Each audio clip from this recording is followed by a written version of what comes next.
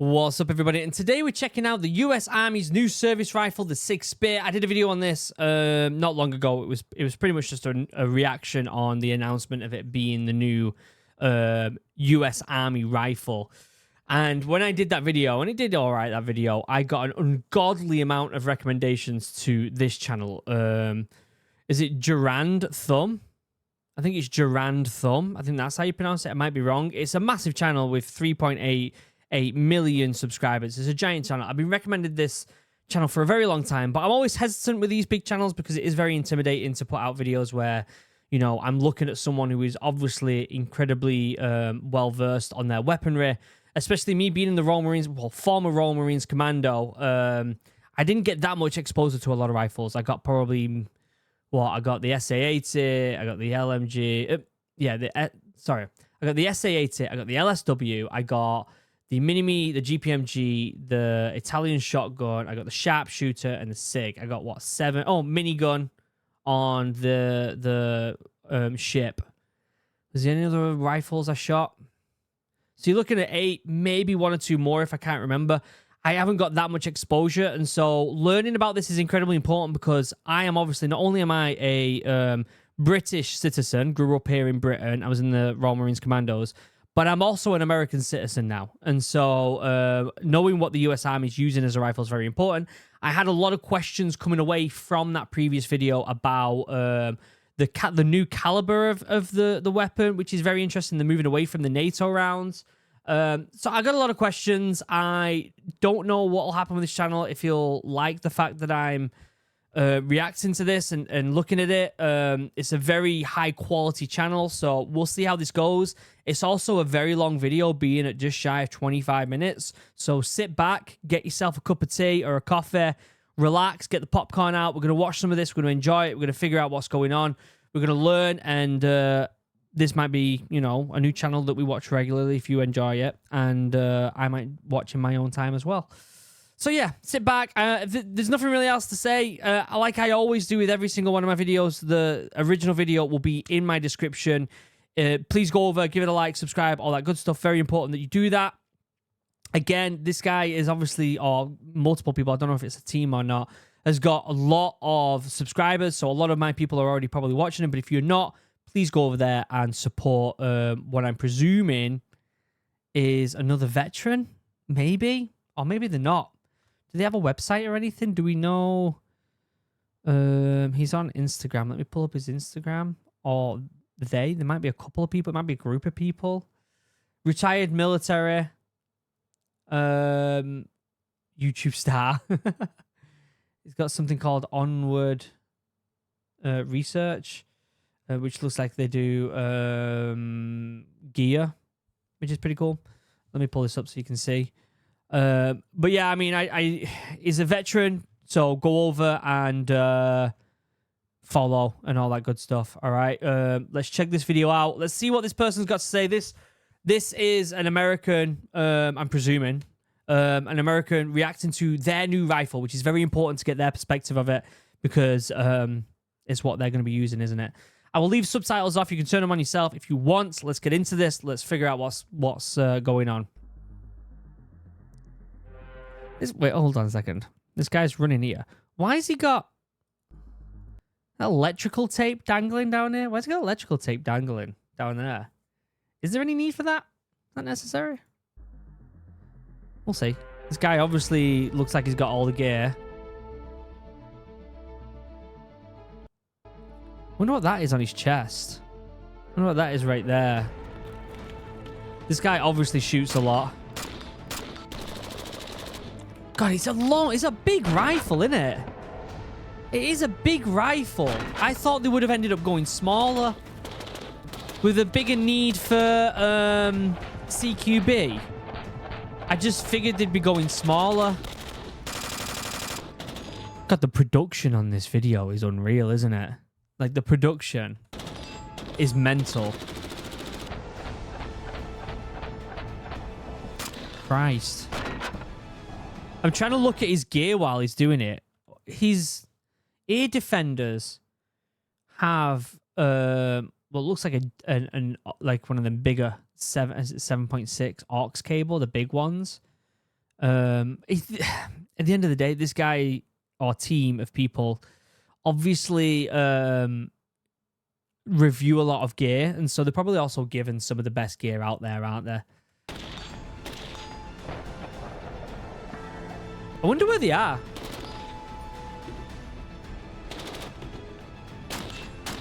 It looks very much like Maine, but I might be wrong. I was in Maine for 7 years. That's where I lived for 7 years before I converted the school bus and traveled the US with my family. That's a great shot.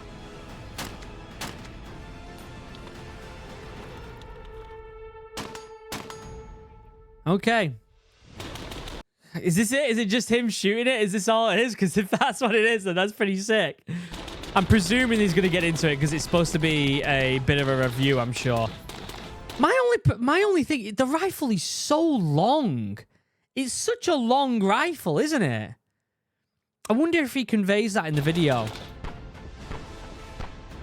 That's a clean shot right there, isn't it? This guy's been practicing a lot of dry drills, hasn't he? A lot of the classic dry drills.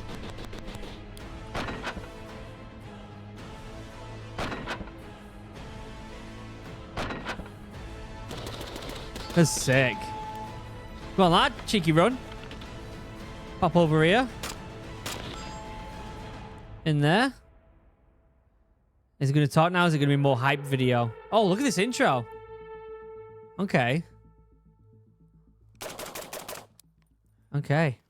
Now he hasn't got the gear on, but he's got a flannel, which means he probably lives in the middle of nowhere, and he's probably got a lot of guns. If you live in America, if someone rocks up with a rolled up sleeved flannel, they're probably carrying. Just so you know. Listen, I lived in Maine for 7 years. If they rock up in a flannel, they probably got some sort of handgun on the waist.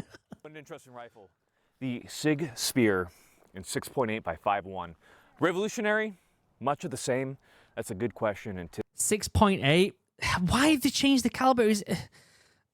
I'm so interested on why they've done that and changed from NATO. Today on Grand Thumb, we're going to talk about it. Okay. Now, before we get into this rifle, we need to thank the biggest sponsor of this channel. The biggest sponsor of this channel is, of course, the Sonoran Desert Institute. A big thank you to them. Go check them out if you're looking to get your start in gunsmithing. They absolutely gunsmithing. rock. Finally, fun fact: I lived in America for 9 years, only just moving back to the UK in September. I never owned a gun. Never owned a gun, and it was more out of a case of I guess I just didn't like get round to it. I was just too busy constantly grafting, working, getting shit done, you know. I never got round to it. One of the biggest regrets is that I didn't have one when I was on the bus, when I was traveling around the US. I should have had a handgun when I was on the bus. I didn't need to, luckily, but, you know, you just never know. And I had my kids on there with my wife, do you know what I mean? we can't forget what, Micah? Patreon. The Patreon is? Bussin'. Other way to describe it. Micah posts everything I don't want you to see. It will be the end of Grand Thumb eventually, but for now, we are riding the wave. Garand? Is that what it is? Garand Thumb?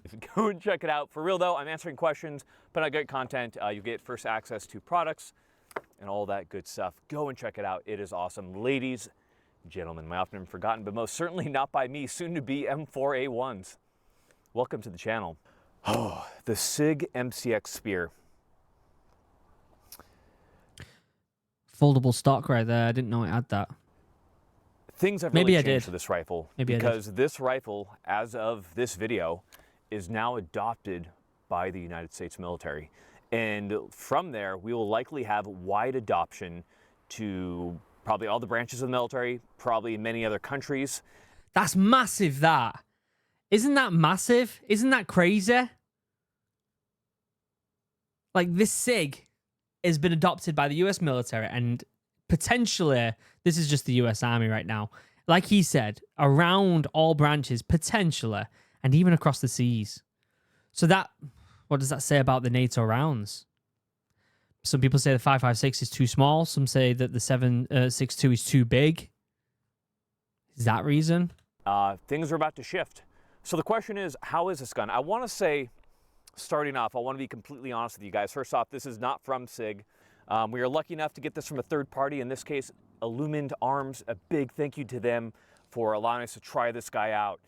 So, I want to be honest with you guys. I have been very, very biased against many of the competitors in the rifle program being put on by the DoD. And I wasn't really that impressed. And least of all those options that we had, I was most of all not impressed with the MCX-spear. I saw it in many ways as a step backwards, as not a good rifle. It didn't seem to be very forward-thinking to me, and I just...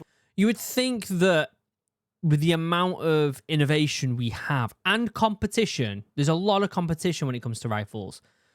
You would think that they would have something that across the board just absolutely nails it, especially if it's going to be in service. You think about when a rifle goes in service in a country, even the US military that has that crazy amount of money, they're in it for the long. This is a long game. This isn't something that only happens for a couple years and then you shit can it. Like this is usually something that is on for a long, long time.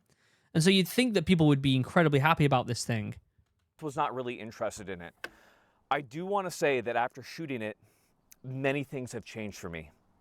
So the question is, why has the military opted to go for a caliber that is capable of piercing body armor, for being able to carry less ammo? There's a lot of questions that I have, because it was previously shown that it wasn't so much the precision of the rifle, the caliber of the rifle, or the range of the rifle that was really mattering in gunfights. What ended up being the determining factor was the amount of ammunition that could be carried. So to start...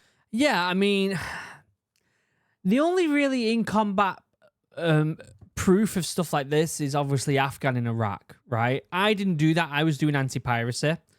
But when you think about that, I did do 6 months of pre-deployment to go out to Afghan, but then got pinged to do anti-piracy instead, right? So I've done the pre-deployment for that. And you're carrying, like, in your day sack, you're carrying quite a bit of gear. And obviously, our main rifle in the Royal Marines was the SA-80, so we were carrying 5.56. Unless you had the sharpshooter rifle, the marksman rifle, which I had, well, I was trained on, which is 7.62, but you don't carry as many rounds. But bearing in mind, you've also got, lads with bigger guns, GPMGs, all that lot. You're looking at a lot of heavy rounds. Is it the individual soldier was carrying 5.56, right?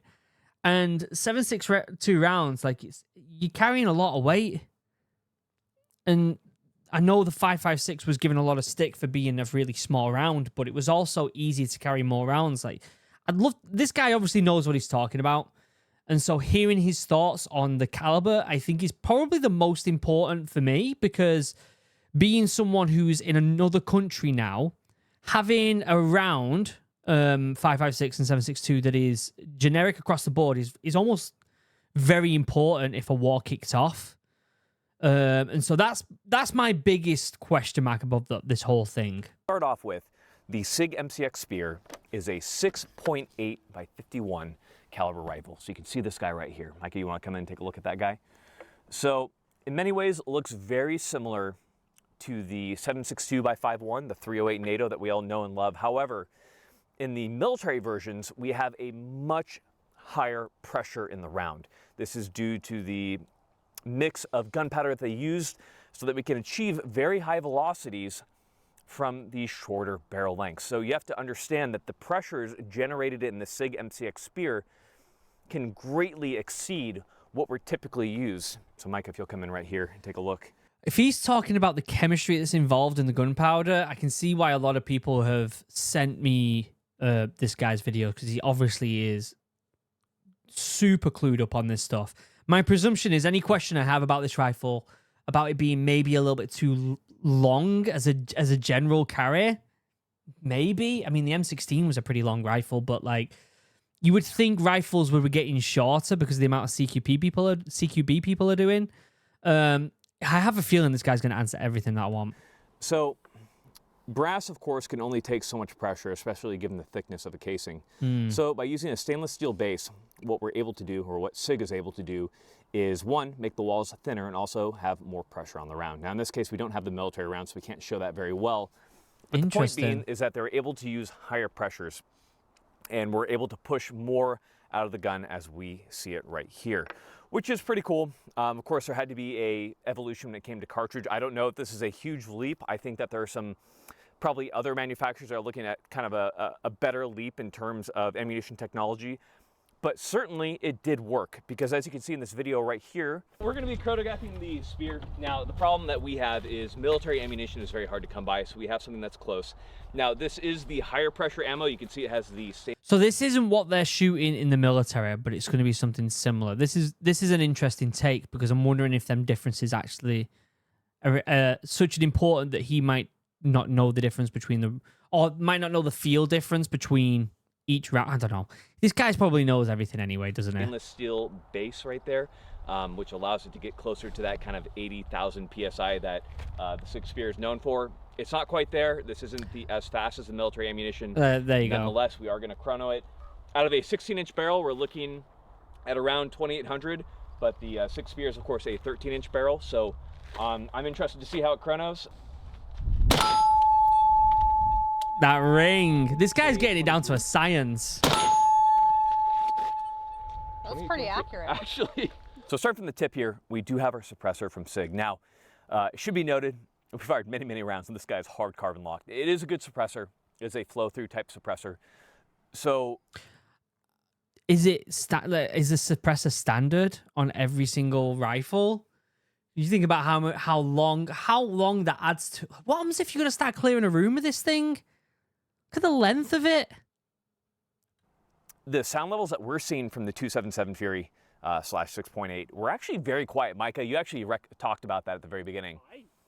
Yeah, I mean, I took the AirPro off for just a couple shots just to test, and honestly, I think 760 by 39 suppressed is honestly louder.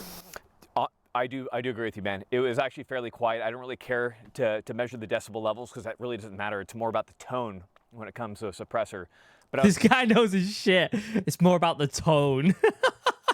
This guy knows his shit. I'm really impressed so far. Have I ever not seen this guy's channel before? It's actually really cool. I was very impressed with the sound signature, and the flash signature we haven't been able to see as well, but being a flow-through suppressor, you are going to get more flash.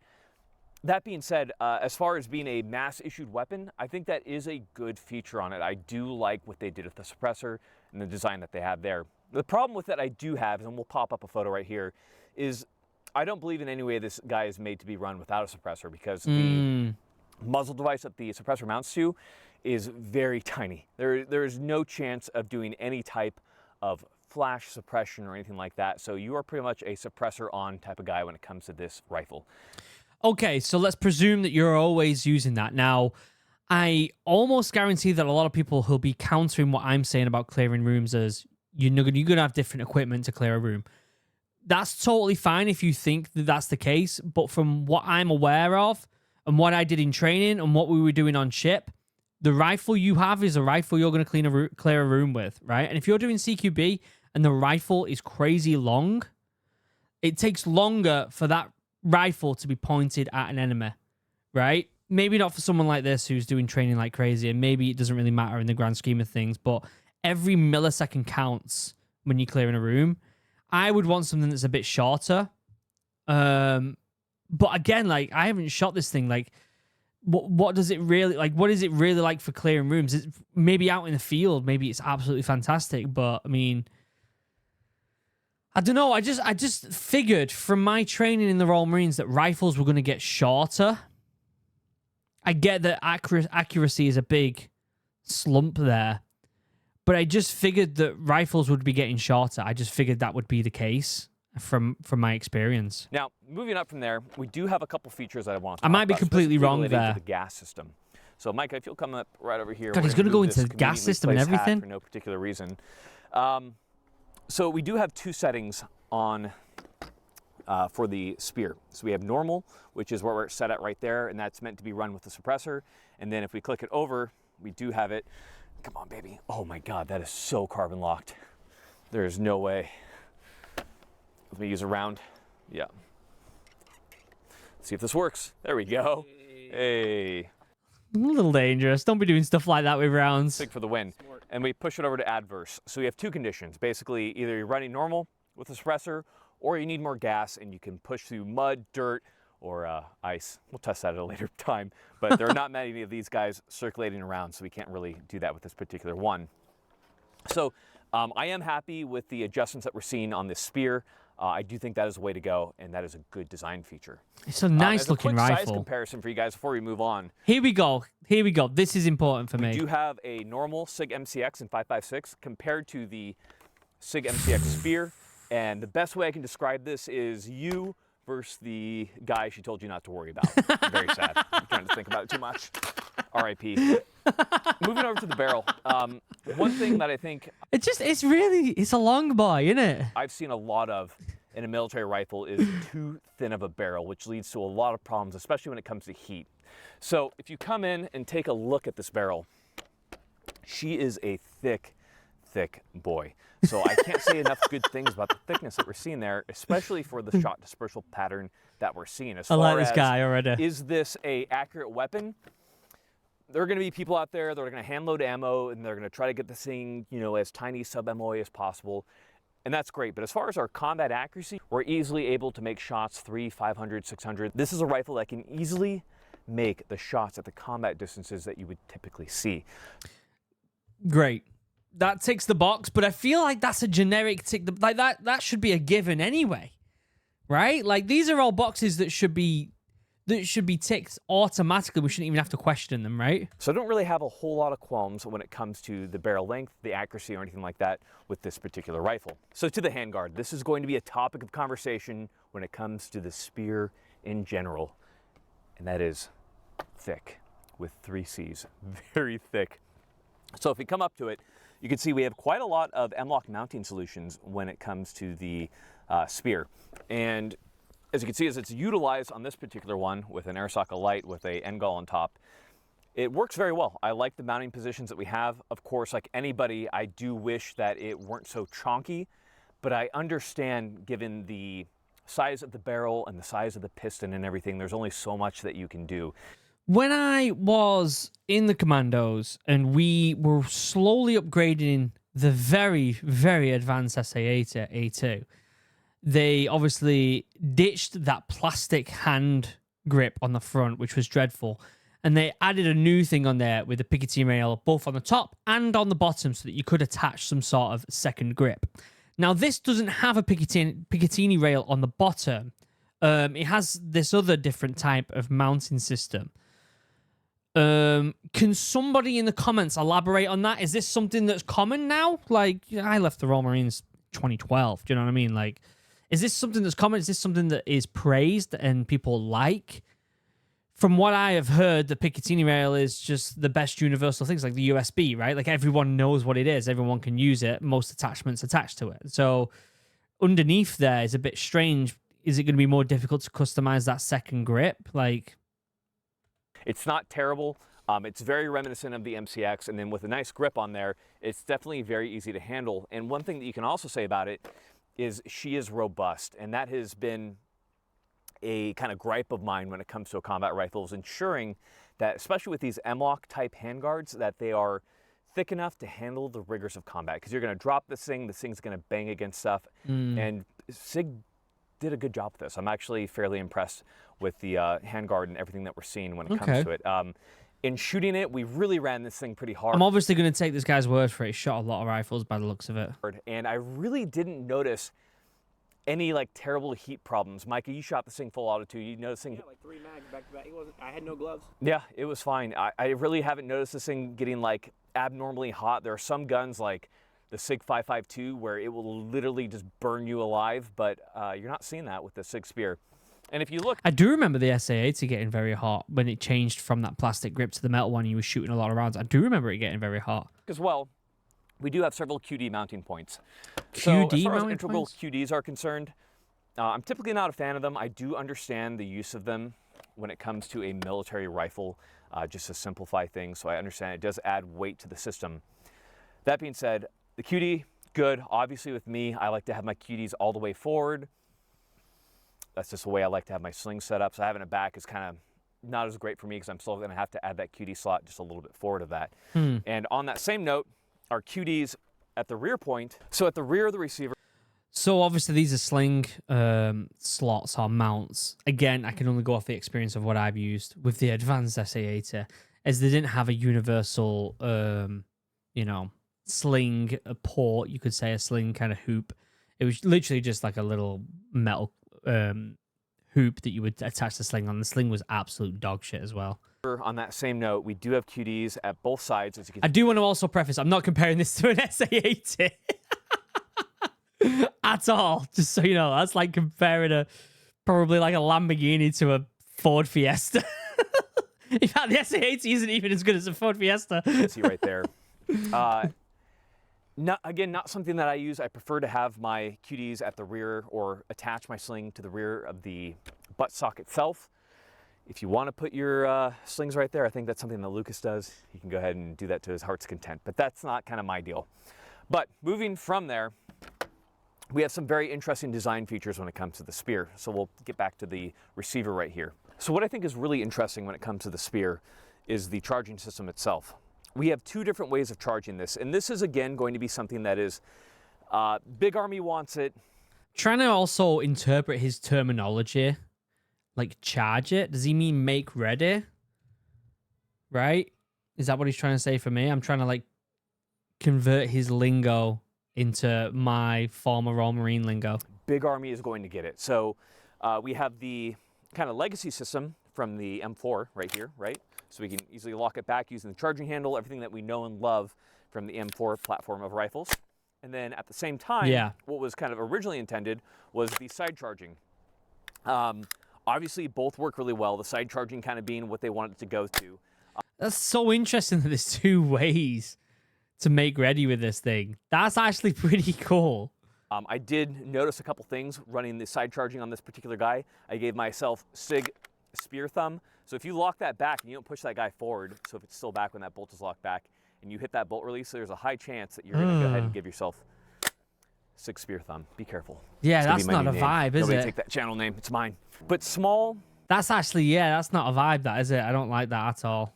Odd little design choices like that are pretty typical of military rifles. Obviously, I wish they would have just gotten rid of one system, just stuck with the side charging or gone with the rear charging.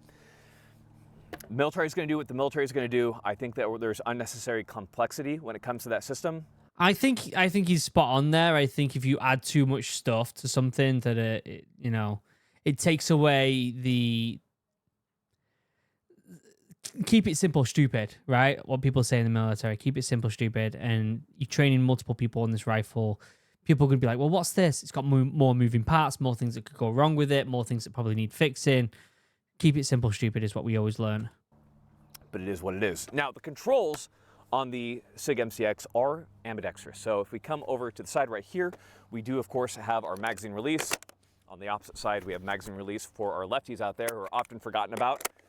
And beyond that, we also have our bolt release is on both sides. You have your standard M4 bolt release, as I showed you right there, as well as a bolt release right here. So technically, you can actually do those reloads pretty quickly with the MCX-spear. I really don't have any qualms or issues with the controls. I do find them to be very easy to use.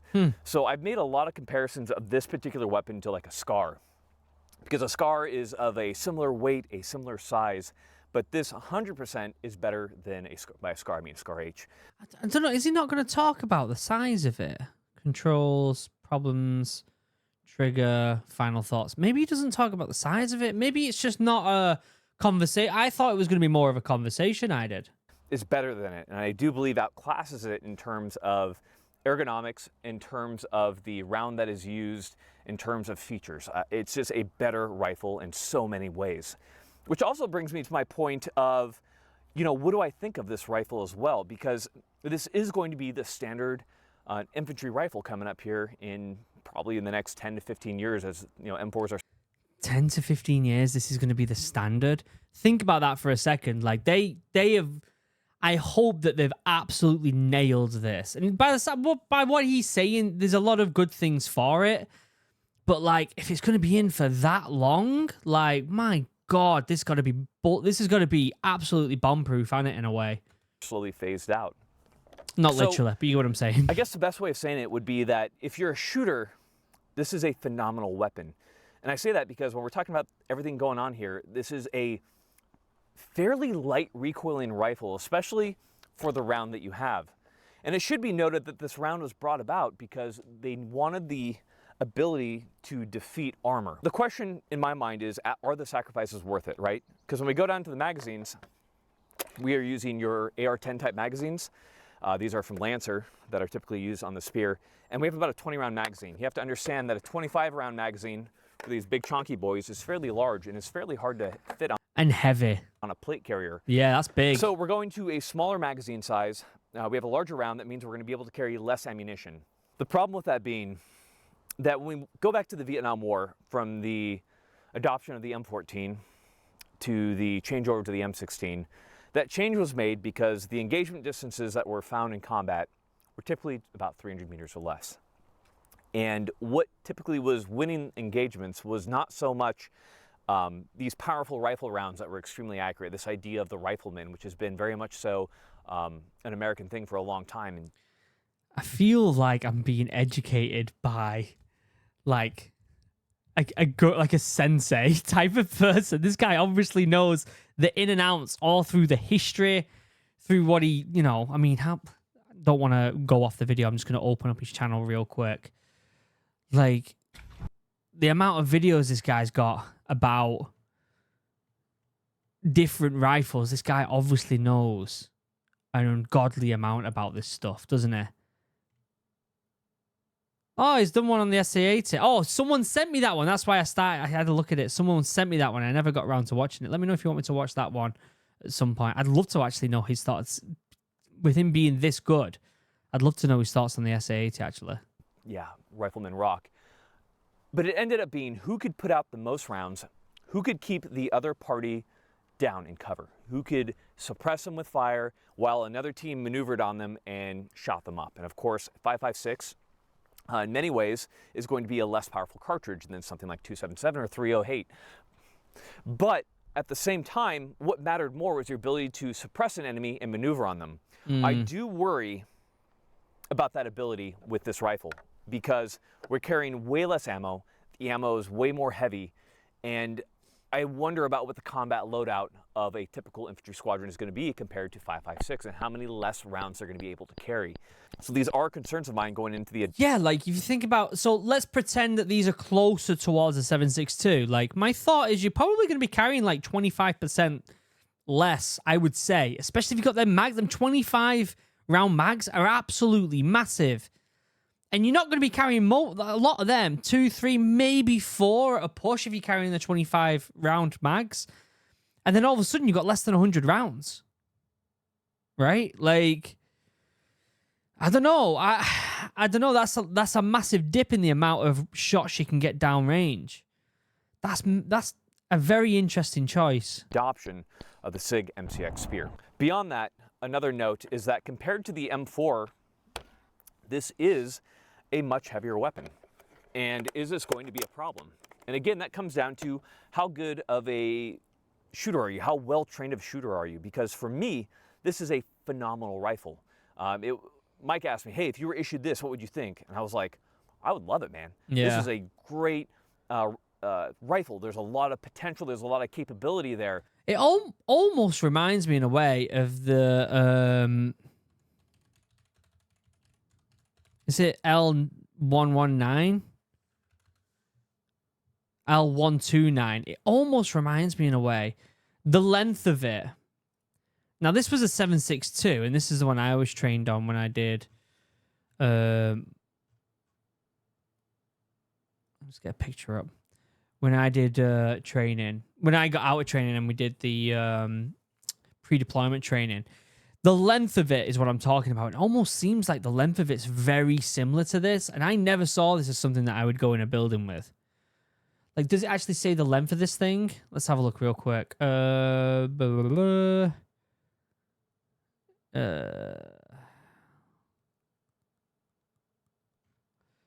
don't think it's going to say the length, is it? Oh, here we go. Full length. I don't know. Full length rifles. Let's just Google the length of it real quick. the length overall, you're looking at 903 millimeters, and this new one, what is it? The Sig Spear. Let's just copy that. Length with suppressor, it's about the same. It's 10 millimeters. It's pretty much the same lengthwise. And I never saw this rifle as something that you would clear a room with. That marksman rifle I was trained with, never saw myself going in a room with that thing because it was just too big. That's a very interesting thought there. So the problem is, when we talk about en masse adoption by the military, is this going to present problems in terms of recoil, in terms of weight, in terms of barrel life? Because this is a much hotter round. This thing is pissing hot, and it is going to burn out barrels faster. We're looking at about a 10 to 12K barrel life. And I do want to also preface, I'm talking about going in rooms a lot, and a lot of people are probably like, what are you talking about? Like, this is not meant for going in rooms, and I get that.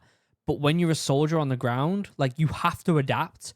And a rifle, your standard rifle, has to be able to be used in multiple different scenarios. And modern day fighting includes going in buildings.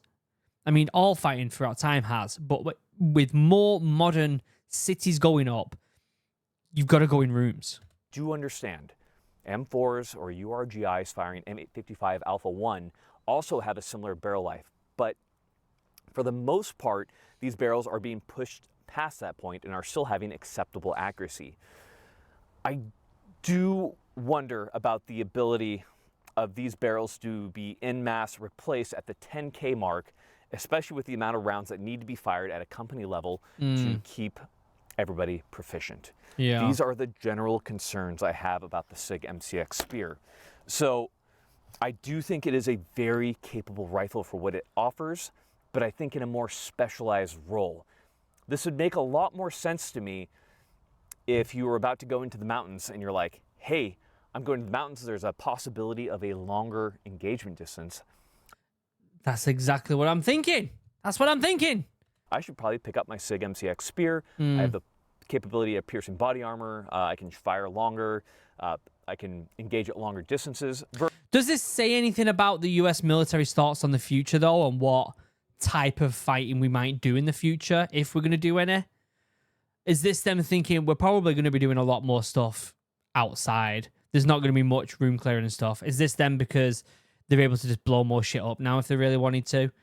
Like, is this them saying we're not going to go into rooms with this stuff, we're going to have more specialized stuff for that, and we're going to know in advance? Is that what they're saying? First, if I'm in a city, this is probably not the guy I would want. Exactly. For a shorter engagement distance, that M4, that URGI, is a wonderful weapon. That 5.56 really shines at those distances. Yeah. So again, there's no free lunch.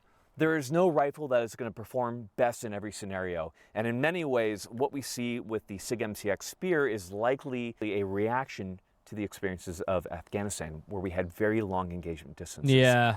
As a quick note. It went on a little bit of tangent there, guys, but it was kind of the place I think for he it. makes a valid point. I mean, you can look at the different wars that are happening around the world right now, and what wars we could potentially go in. So maybe Iran would kick off. It's going to be very similar to Afghanistan.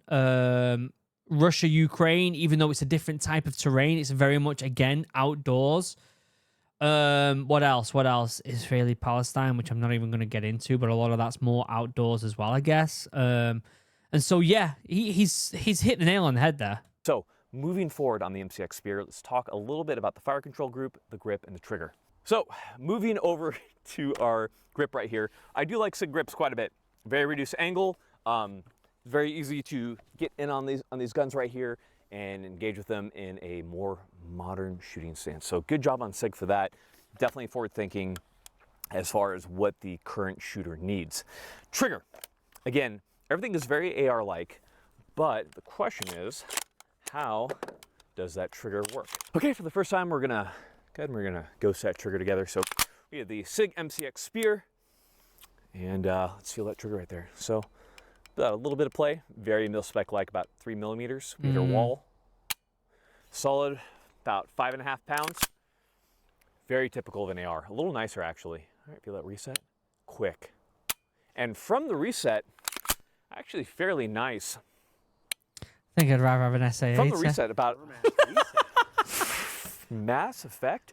From that reset, What did he say pretty short, there? about 3.5. What did he say there? Look at his face there. From the reset about Mass reset. Mass Effect. From that reset, pretty short, about 3.5. I don't believe that this will likely be the actual trigger used by the military. This is probably going to be the one that's coming with the commercial Sig MCX-spear. Interesting. But if it is the one with the military, The fact that there's even a commercial version of what the military use and is very American. very nice trigger. I would expect a very mil-spec-like trigger from the MCX. It's what you know and love from the M4, guys. Now, thank God on the MCX-spear, to fold the stock, as opposed to like yanking up on it and trying to do weird stuff, you simply push that button in. I do fold like it in, that. and you have your nice little compact package. So is that actually a thing then? You could shoot it like that? I didn't know whether, you know, you weren't able to shoot like that if it was compact like that, if there was going to be something in the way or anything. Suppose you could really go into a room if you really wanted to like that, couldn't you? Don't know if I would. Which you guys will be very familiar with, obviously. Much better design compared to what they used to have on the Sig MCX-spear. So we have our full-length rail up top. Of course, we do have the handguard with the rail out here. I want everyone to understand that I'm talking about this from a place that I'm outdated when it comes to these weapons, modern weapons. I was trained on the most advanced weapon I was shot was that sharpshooter rifle, the marksman rifle, sorry. That's it. That's the most advanced weapon I shot in the military. Well, you could talk maybe the minigun was. But the SA-80 was my primary rifle before I got the marksman rifle. So these modern weapons are completely out of my league. Do you know what I mean? The one thing that I'm not going to be able to answer There it is without the muzzle, without the stability silencer. of laser aiming devices on this thing long term, because unfortunately, guys, .277 Fury is a very expensive round right now, and we're only able to do about 500, a little bit more rounds on this guy. So understand that a longevity study in terms of laser retention being good here, or whether you should back it off, I'm not going to be able to speak to at this time. Everything in my gut says that it's going to be good to go based on how stable and how good the mounting platform is. That's going to be one unknown that I'm not able to answer in this particular review. Moving back to the stock, one thing that has always kind of freaked me out about this Sig MCX is the gun looks so big compared to like anything out there. Anytime I've seen anybody holding it, looks massive. It just looks enormous, and that's probably due in some part due to the fact that we do have a K stock, so it is a shorter stock compared to what you'd typically see from Magpul. As a quick note there. It does Final look like thoughts, a guys. massive rifle. As a military replacement for the M4, I don't think it's the way to go.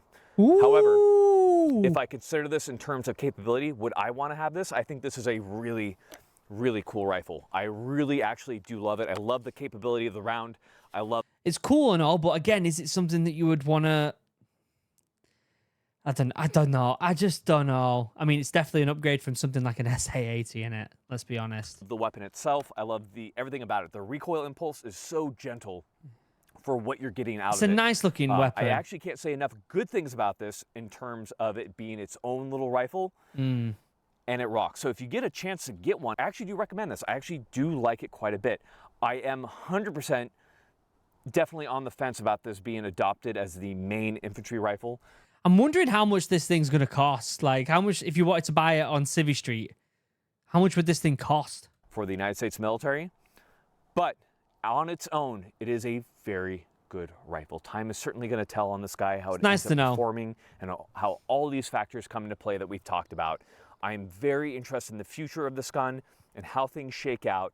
This is probably going to be a long process of getting this adopted, and I'm sure that there are going to be many things that end up changing on this gun. You have to remember when something gets adopted by the military, it does take a long time to get fully adopted in. A long time. Until this thing is like fully up and replace everything when it comes to the United States military, because those things just take time.